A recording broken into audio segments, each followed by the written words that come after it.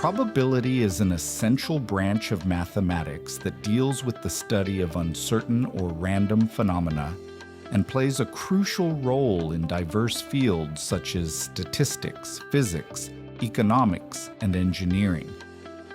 This topic introduces the fundamental concepts necessary to understand how probabilities are calculated and how they can be applied in practical situations. A key concept is set theory, which establishes the basis for defining and working with sample spaces, subsets, and operations between sets, such as union, intersection, and difference. In fact, these concepts are fundamental for the classification and organization of the events studied in probability.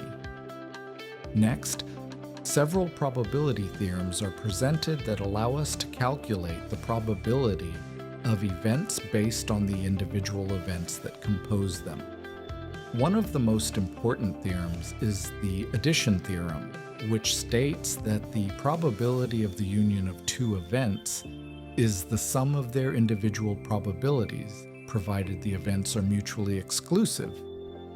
Additionally, the multiplication theorem is used to calculate the probability of the simultaneous occurrence of two events, assuming these events are independent. Throughout the study of probability, one learns tools and methods that allow for managing uncertainty and making predictions based on available information.